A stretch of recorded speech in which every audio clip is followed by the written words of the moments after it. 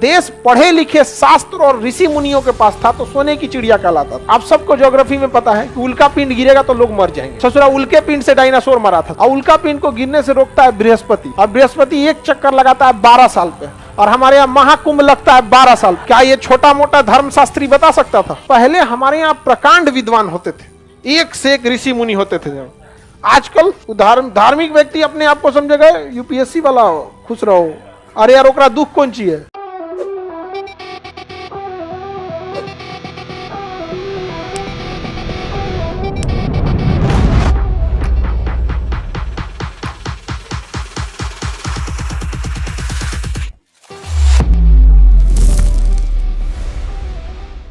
राम जी इधर से ही गए थे इसलिए इसे राम सेतु कहते हैं।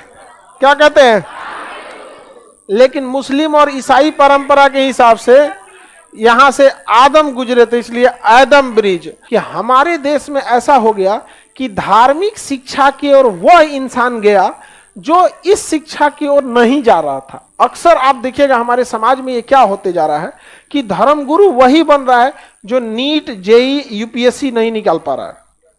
ऐसा एक देखिएगा अपने हिसाब से। तो आप देखिए इससे क्या हो रहा है ना कि धार्मिक जो चीज हो रही है उसमें सेलेक्टेड लोग नहीं जा पा रहे हैं, बल्कि वो लोग जा रहे हैं जो बड़े लेवल वाले चीजों में नहीं जा पाए किसी कारणवश। या तो इंटेलेक्चुअल उतना तेज नहीं थे पढ़ने में, या तो पैसे नहीं थे, या तो माहौल नहीं थे।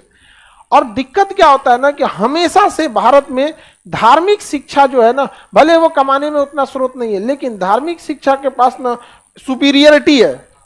धार्मिक व्यक्ति अपने आप को समझेगा यूपीएससी वाला हो, खुश रहो।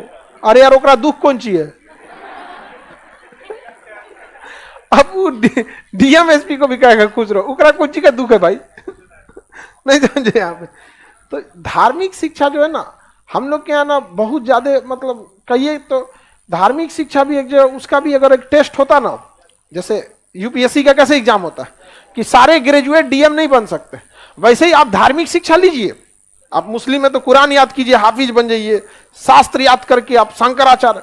लेकिन फिर जब आप दूसरे को ज्ञान देने आइएगा यहाँ पे तो वहां एक परीक्षा होता। मुसलमान का ही लो, दूसरा को मत दो, हिंदू धरो अपने लो। इससे क्या होगा ना कि जैसे समाज में पढ़े लिखे तो बहुत हैं, लेकिन उस पढ़े लिखे का मत के एकदम से यूपीएससी बीपीएससी निकाला जाता है, डायरेक्ट नहीं निकाला जाता। उसी तरह अब उसमें भी एक मत के निकाले तो और बढ़िया देश जाएगा। वरना जब देश पढ़े लिखे शास्त्र और ऋषि मुनियों के पास था तो सोने की चिड़िया कहलाता था। कहीं ना कहीं वो ऋषि मुनि अनपढ़ नहीं थे, बहुत ज्यादा पढ़े लिखे थे। और बहुत ज्यादा पढ़े लिखे लोग और कम पढ़े लिखे लोग एक साथ अगर रहेंगे तो कम पढ़ा लिखा वाला ज्यादा बोलेगा और पढ़ा लिखा वाला चुप हो जाएगा। और ये प्रक्रिया अगर लंबे समय तक जाएगी तो पढ़े लिखे लोग दब जाएंगे, अधजल गगरी छलकत जाए वाला ज्यादा उड़ने लगेगा। यहाँ पे यही हो रहा है आजकल, यही हो रहा है यहाँ पे। वरना हमारे देश में ऋषि मुनि जब थे सब कब का, हमारे यहाँ देखिए हम आप सबको ज्योग्राफी में पता है कि उल्का पिंड गिरेगा तो लोग मर जाएंगे। ससुरा उल्के पिंड से डायनासोर मरा था, और उल्का पिंड को गिरने से रोकता है बृहस्पति, क्योंकि उसे वैक्यूम क्लीनर कहते हैं। और बृहस्पति एक चक्कर लगाता है 12 साल पे, और हमारे यहाँ महाकुंभ लगता है 12 साल। क्या ये छोटा मोटा धर्मशास्त्री बता सकता था? प्रकांड विद्वान बता सकता था? तो पहले हमारे यहाँ प्रकांड विद्वान होते थे, एक से एक ऋषि मुनि होते थे। आजकल चलिए तो रामेश्वरम, चलिए ध्यान से समझिए। रामेश्वरम जो है ना, यहाँ पे राम जी के वजह से इसका नाम क्या हो गया? रामेश्वरम। हाँ, रामेश्वरम यहीं से गए थे राम जी। कहां पे? लंका। और रावण को अहंकार ज्यादा हो गया था, डूब गया बेचारा अहंकार लेके, अपना पूरी तरह से चौपट हो गया। आगे बढ़ते हैं, बाकी रामायण की कहानी आपको पता है। इसी का नाम आदम ब्रिज है। यही पंबन द्वीप पर एक छोटा सा जगह है रामेश्वरम, जहां एपीजे अब्दुल कलाम का जन्म हुआ था।